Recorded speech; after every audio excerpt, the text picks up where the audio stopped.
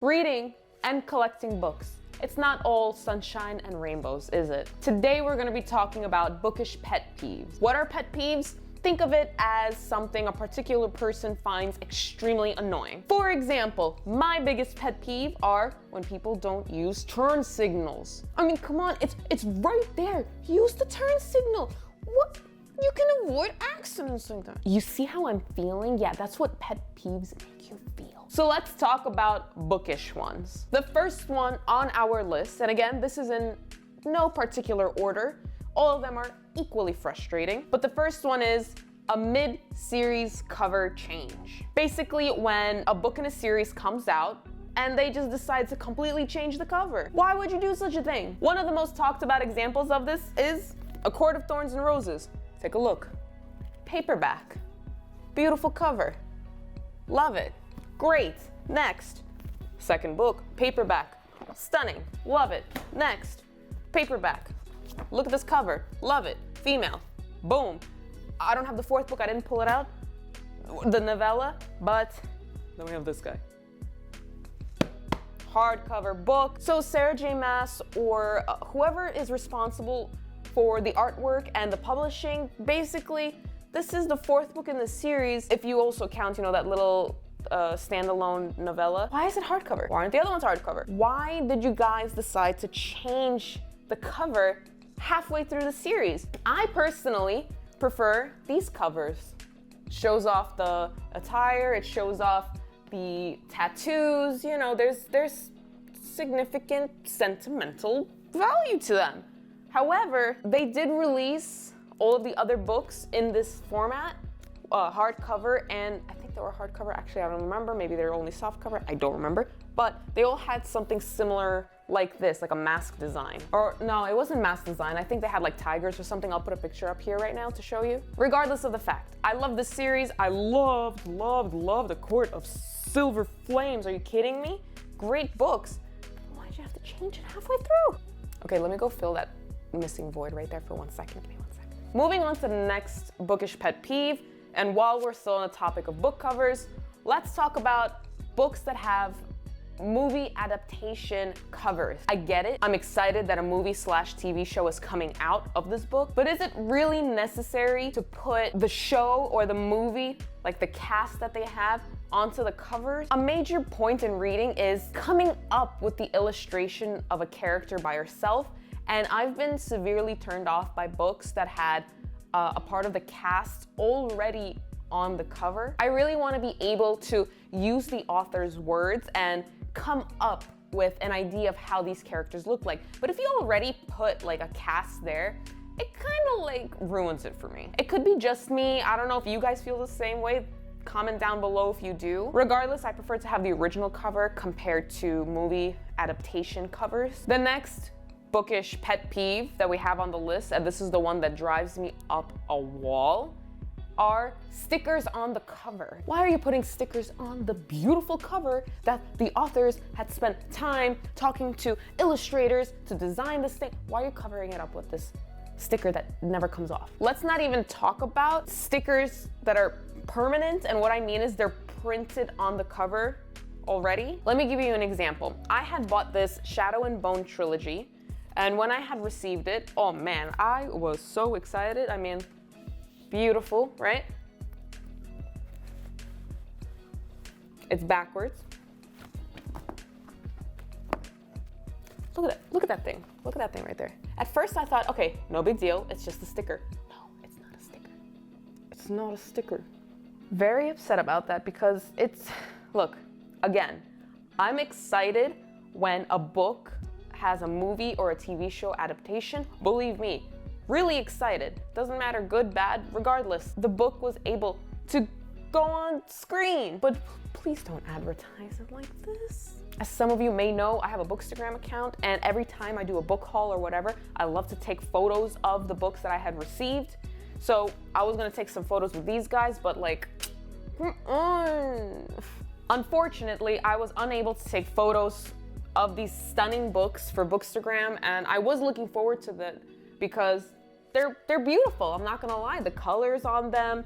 Let me pull the other book out of that box. I mean, They're stunning. I'm already breaking out in a sweat with how like pissed off I am about talking about these things. If you guys don't know, I have a Bookstagram account. I'm gonna leave a link down in the description below, and don't forget to comment your Bookstagram handle so we can all be friends. Continuing down the list, those aren't the only stickers that drive me up a wall. Let's talk about the stickers that are placed on the synopsis in the back of the books. Just imagine you're out on a massive book shopping spree. You come across a book, beautiful, stunning cover, looks incredible, in your favorite genre. You turn it around to read what it's even about, and there's a major big sticker on it. Speaking of massive book hauls, guys, I need your help. My husband made a deal with me that if I hit 1,000 subscribers, he's gonna take me on a major shopping spree at Barnes & Noble. So please, I really wanna take you guys on that journey of picking out those books and just having a major book haul. Please subscribe. I would really appreciate it. There have been many times where I would be going to the library or the bookstore and I would be limited on time. You know, I'm in a rush, whatever it is, and I wanted to go and get maybe 1 or 2 books. I would head over to the books. I would choose whichever books, you know, look the nicest. We're gonna pretend I don't judge books by covers, but in reality I do. I would turn it around to look at the synopsis on the back. And of course, we have stickers all over them. Come on, there has to be better placement for these stickers. I mean, for example, let's say this was the, you know, you wanna read the synopsis here, the paragraph, right? Don't put it smack in the middle. Like, what if you just put it like on the side here, you know, here, sideways, maybe even if it's like over here covering these books, that's fine, because then we would still have access to the words that are here. Did someone say synopsis? Moving on to bookish pet peeve number 5. We're on the topic of the synopsis on the back of a book, right? What happens when you pick out the book, you turn it around, expecting to read a synopsis, when all you see there are authors' praises? Look, I don't need much persuasion when it comes to picking out books and reading them.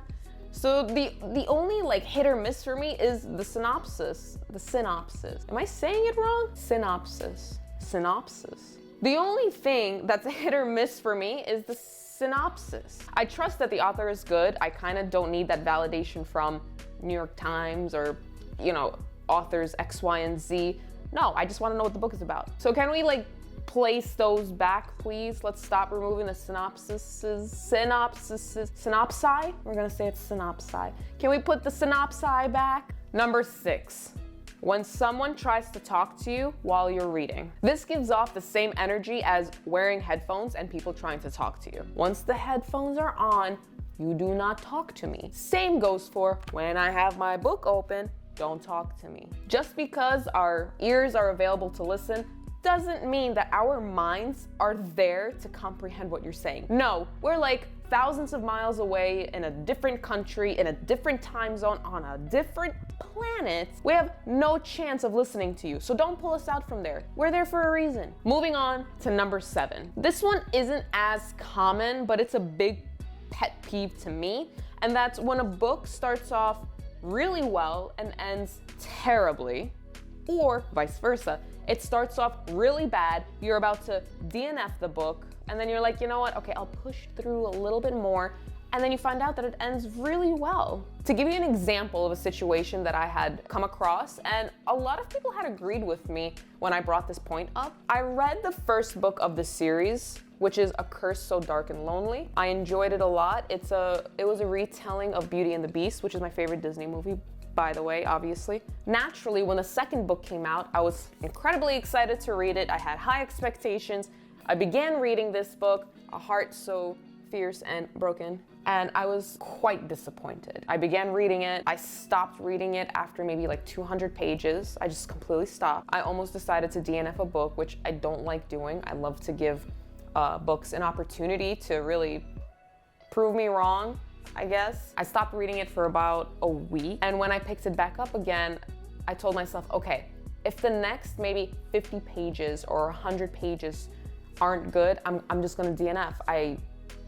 I'm not gonna wanna read this book. I'm not gonna finish it. Fortunately, I got towards the end. It started to pick up a bit more, and eventually I finished in like one sitting because I wanted to find out what happened, and I did like the ending. However, it's just such a nuisance. It's getting excited to read a book. It starts off terrible, and then it ends nice, and vice versa. You know, you start reading a book and it's so good, and then it's terrible at the end. Let me know if this has ever happened to you, because I don't know, I've picked up a number of books in the last maybe 2 years where I would start reading it and I would enjoy it and just be so disappointed at the ending and vice versa. So leave a comment down below and let me know what you think. The last and final pet peeve, number 8, we have when your purse is too small to fit your books.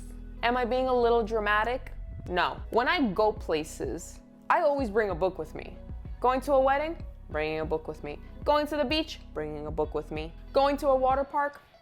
I'll bring a book with me, you never know. But to be serious, I find it so annoying when you plan your outfit, you look good, and then you go bring your purse because it matches your outfit, and then you grab your book and it doesn't fit in your purse. What now? Am I changing my outfit, which is based on my bag? I don't know what to do. Do I need to get another bag that fits my book and I gotta change? Maybe I am being a little dramatic, but the point of this pet peeve is just in general, your book's not fitting in your purse. However, that could be just me because I'm walking around reading books that are like this, which basically don't fit anywhere. These are 8 of the biggest pet peeves that I have encountered in the bookish world, so please leave a comment down below. What pet peeves do you see on this list that you agree with, or are there some that I didn't even mention? Let me know. And remember, if you guys want to join me on a massive book haul, book shopping spree, please subscribe because I need to hit 1,000 subscribers in order for my husband to take me. If you enjoyed this video and want to see more videos like this,